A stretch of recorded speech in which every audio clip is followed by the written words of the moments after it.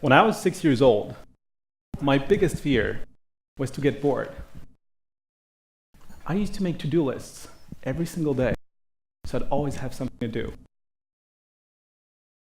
But one day I was watching this documentary on sea turtles, and it said that sea turtles can live up to 150 years of age.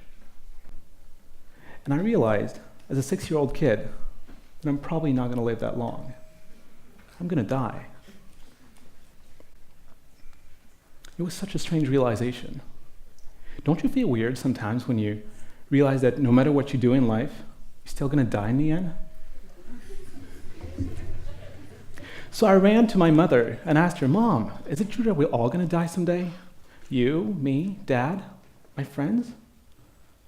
And she said, "Yes, we're all going to die. There's nothing you can do about that." And I was horrified. I started to cry, and I cried so hard because of what death meant. It literally means the end of existence, the end of everything. And I wondered, what's the point of all this? So I turned to my mom, still crying, and said, "So why do we work? Why do I have to work? Why does Dad have to work so much if he and everybody else are going to die anyway?" She never answered my question. But that question stuck with me. I ask myself a lot of questions, and I'm sure you do too. That's what philosophy is all about, asking questions. And what could be more important than asking questions about how to use your time? Probably nothing, because time is all we have. So naturally, you would expect the whole time management movement to be very philosophical. After all, time management is a concept that started out in philosophy. The ancient philosophers were obsessed with this one very important question. How can we use our time in a way that makes our lives meaningful? But modern time management is philosophically empty. Time management books are written by consultants, not philosophers. It's always about tips and tricks and techniques to get more things done, to do things faster, to be more productive, more efficient, and to work better. Time management has become philosophically empty. Time management has moved away from its philosophical roots. But if we really want to live a meaningful life, we have to once again reinfuse time management with philosophy. And philosophy starts with questions. Here's a very simple question. Why do we need to manage time?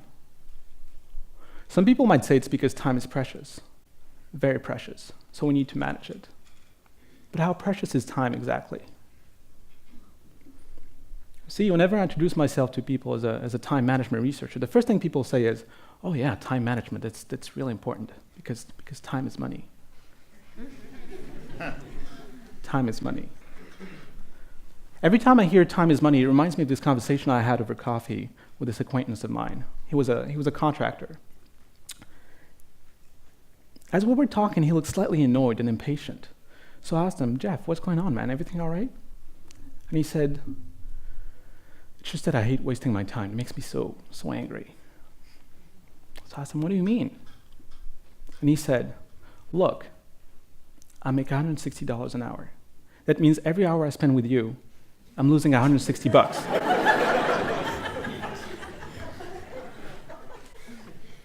I was slightly offended, to be honest. But it's what he said next that really shocked me. He said, "Whenever I'm spending time with my own kids, it makes me so angry because, yeah, I'm spending time with them, but every hour I spend with my kids, I'm not making $160. And this is not just an anecdote. You can see this everywhere. Experiments show that whenever people start to think of time as money, they become more agitated, less happy, always in a rush. And importantly, they get greedy. They become less likely to help people out, to volunteer, or to think about the environment. Because nothing else matters when you're making $160 an hour. The real question is money the real value of time? The Roman philosopher Seneca said that if we think of time as money, we're actually valuing our time very cheaply.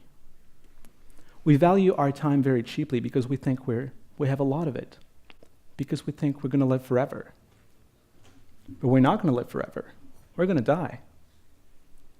And the moment you realize, and I mean fully realize, that you're going to die, $160 an hour won't mean much. Time is not money anymore. Now, some people might say that thinking about death is not exactly cheerful. Maybe. But it's very helpful.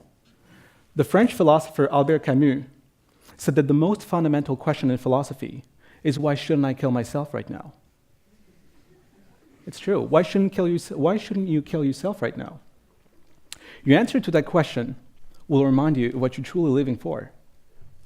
Your answer to that question will remind you of the true value of your time. Because time is not money when you know you're going to die. And this is how philosophy helps with time management. It helps us ask meaningful questions about time. Here's another seemingly simple question. Can you manage time? Back in college, I had this professor who used to tell me that you can't manage time. Time management is bullshit. You can't manage time because there's too many things to do, too much work to do, too many obligations. You can't manage time. She used to publicly brag about how she never sees her daughter because she never has time. People admired her because she was so productive. But what people didn't know was that her work obligations also made her depressed.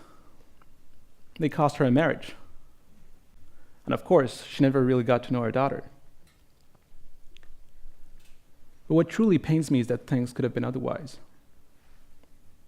She could have been alive today and see her daughter grow up. But she didn't believe that time could be managed, so she never tried. Whenever I used to drop by her office, she would tell me, "Sorry, kiddo, I don't have time." But that was a lie. "I don't have time" is the biggest lie in the history of mankind. You know who really didn't have time? Your great-grandparents. Those guys had no time at all. They had to work 12 hours a day every single day. And it's not just work. Everything back then was more time-consuming. People didn't have washing machines, so they had to wash everything by hand. They didn't have frozen meals, so they had to cook everything from scratch. And all those things took hours to do back in the days. That's why our great-grandparents really didn't have time.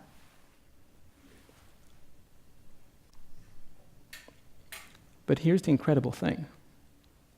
Our great-grandparents did not complain about not having time. We do. It's a paradox. We have more time than they did, and yet we still complain that we don't have time. Why? Because we have more options. More freedom to choose our time options as we please. Look at how we live today. We can shop on Amazon 24/7, any day of the year. Women can delay pregnancy by freezing their eggs. More and more companies offer flexible work schedules.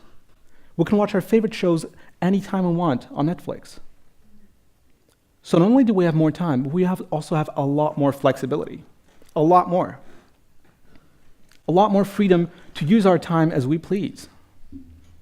And we still say that we don't have time. Why? The philosopher Jean-Paul Sartre said that we have this tendency to trick ourselves into thinking we're not free. Because being free to use your time as you please means that you have to make a choice and live with the consequences of that choice.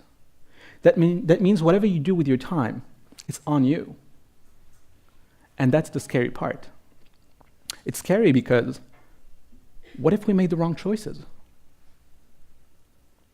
What if we're missing out? It's this constant fear of missing out. Would your life have been better had you spent more time with your kids? Or more time studying?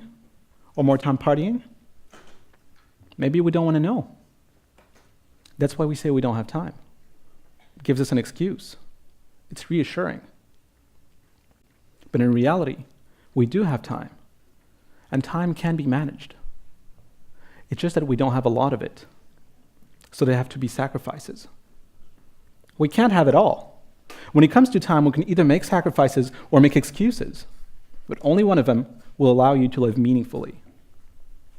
We live in an era of unprecedented flexibility. where we can actually afford to work less and do more meaningful things with our time, so why don't we? And by we, I really mean us. You, me, and everybody else in this city. Because time management is not just about you. It's about all of us. It's about all of us as a society. The way you manage your time has huge consequences for our world. What do people say when they don't vote?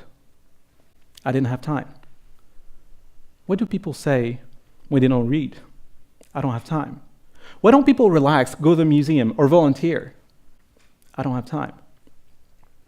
But this wouldn't be the case if we thought about time management the way philosophers do, by asking questions, the right questions, instead of focusing on tips, tricks, and shortcuts.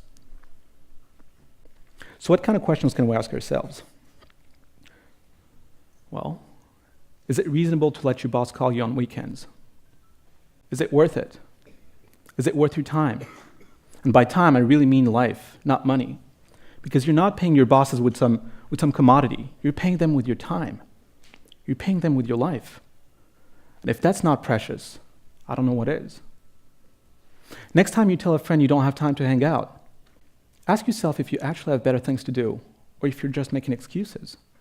Because there's a growing sense of isolation in Western societies. People feel alone, partly because people feel they don't have time to hang out anymore. But we do have time. So please share it with the people you care about if you can. And remember, if you want to manage your time meaningfully, embrace philosophy and never stop asking questions. Thank you.